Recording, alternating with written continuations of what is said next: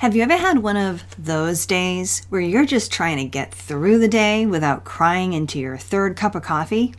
But then one of your students does something that simply lights you up. Maybe they give you a little something. Maybe they come over with that facial expression that they need a hug.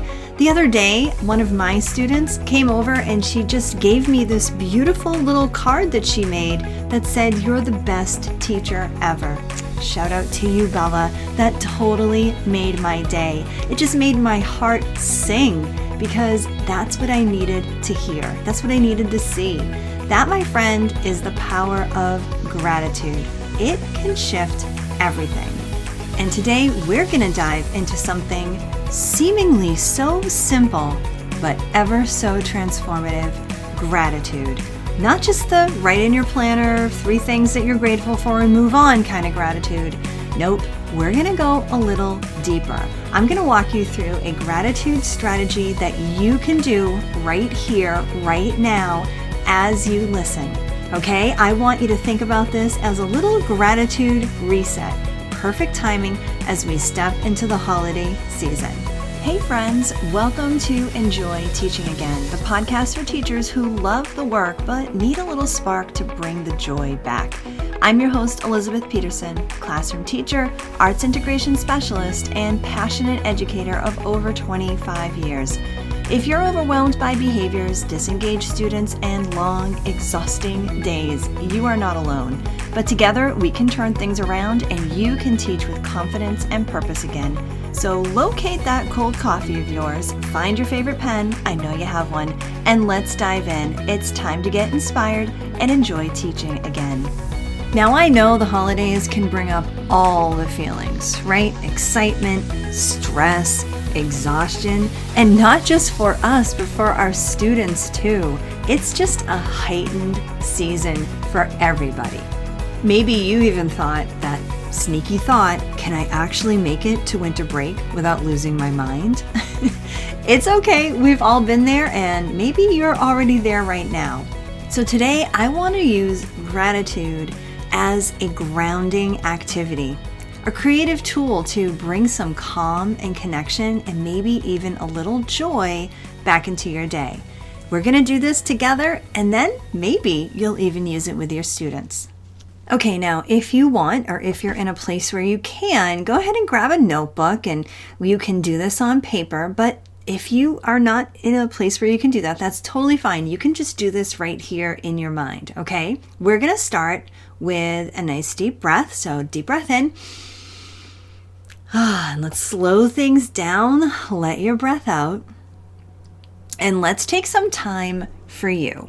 We're going to start very, very simple, okay? Let's start with the good old name 3 things you're grateful for.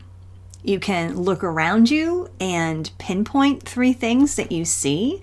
You can think about something inside your mind. And what are the first 3 things that come to your mind? If you even want to press pause for just a second and get those things in your mind.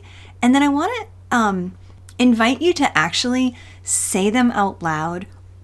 Or if you do have a journal, go ahead and write them down. For me, right now, here are my 3 things. Family, that's my first one. I'm also grateful for having a warm home.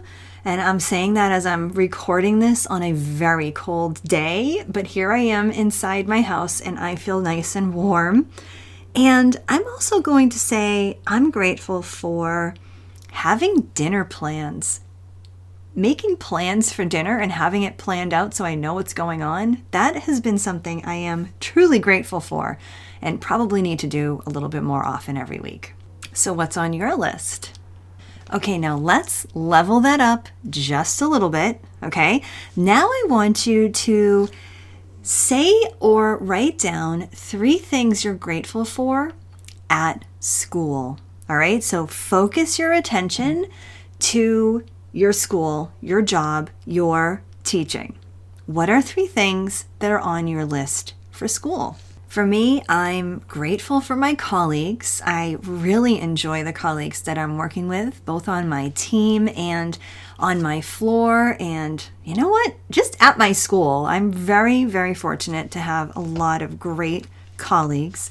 I'm also grateful for teaching fifth grade. Oh my gosh, I have been waiting my entire career to finally teach fifth grade, and I'm so grateful that I am teaching that grade level. Love those kids. And let me think. Here's something else that I'm grateful for. I'm actually grateful that we have a water share in my on my floor. So we all take turns bringing in water, and I just constantly have access to good water. So it's like no excuse. I have to do my water intake every day. That's actually something I'm grateful for. All right, so what's on your list? Go ahead and write it down or press pause and say out loud, what are 3 things you're grateful for at school? Now we're truly going to go next level. And for this, I actually want to ask you to think about some of your challenges, your frustrations, and annoyances. Okay? So finish one of these sentences. Actually, I'm going to give you the end of the sentence. You give me the beginning. Blank challenges me, or blank frustrates me, or blank annoys me. Okay? So name off some of your challenges, frustrations, or annoyances. Okay, let it out. You may want to press pause for a moment to really get some of those frustrations and challenges and annoyances out right now. Okay, are you ready? I'm going to get real here for a moment. And I'm thinking of things that are both a mix of personal and school. Okay, so here are my 3 examples, and these are complete honest truth. Ready? Okay. Scripted curriculum, it frustrates me. Okay? It does. All right, how about this one? What annoys me? My classroom location annoys me. It's so open, and I have so many groups of students walking through my classroom in the back all the time. It's very, very loud where I am, and quite honestly, it's kind of annoying that I'm in that particular space in my school. So that annoys me. I told you I was going to get real. There, I've said it here on my podcast, okay? All right, so let's see. What's another one? Finding time to work out is such a challenge to me. So finding time to work out challenges me. So if you haven't already, go ahead and press pause, write down or think about what is something that frustrates you or challenges you or annoys you. Okay, so did you do that? I hope so, because by this time you might be thinking, well, what in the world does this have to do with gratitude, Elizabeth? Well, this is a very advanced, next level gratitude activity. It's one that I share inside my SEAL Teacher Academy course. We talk about gratitude at length in that course, which integrates the arts with social emotional skills. And one of the SEAL strategies is to implement a Gratitude Tuesday routine in your classroom. Well, SEAL teachers, because you do become a certified SEAL teacher once you go through SEAL Teacher Academy, SEAL teachers are so good at implementing Gratitude Tuesday as a routine in their week that they really were asking for some up-leveled ideas and strategies with gratitude. So I made a complete video lesson that shares some advanced gratitude strategies, and this is one of them. Okay, so here it is. I want you to take one of those things that you've come up with, something that challenges, frustrates, or annoys you, and frame it like this. Such and such challenges me, but I'm grateful for blank. Let me give you a couple of examples, okay? For example, scripted curriculum frustrates me, but I'm grateful for something to fall back on if I need it. Here's another one.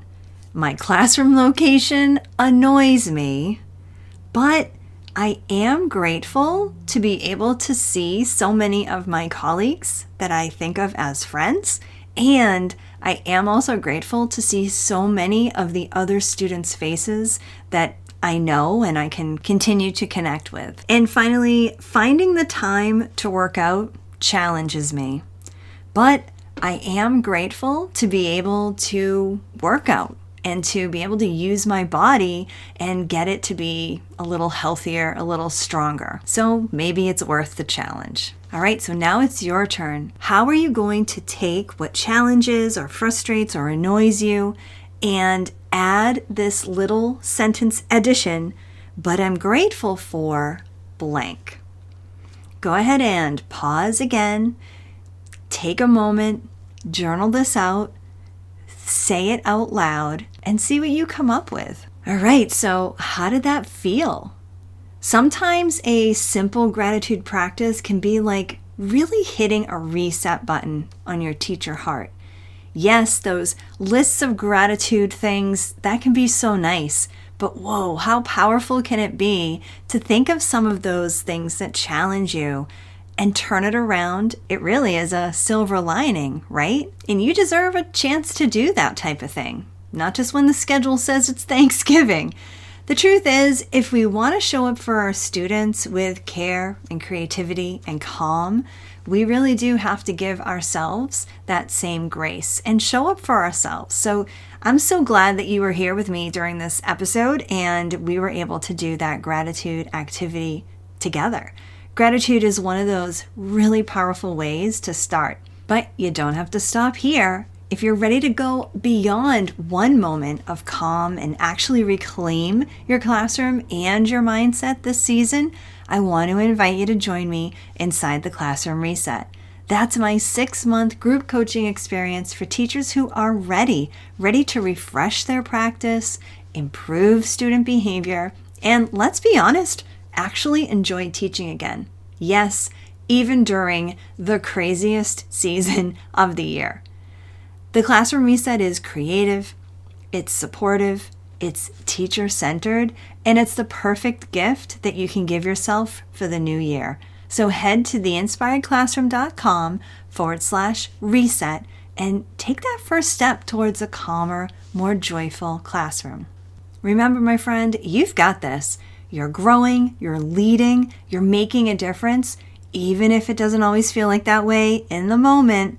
And let's keep leaning into what matters: care, connection, creativity, and a whole lot of gratitude. I want to take this opportunity to really thank you for being one of my listeners. I am, indeed, truly grateful for you. Until next time, keep teaching with that big heart of yours, and I'll look forward to the next time.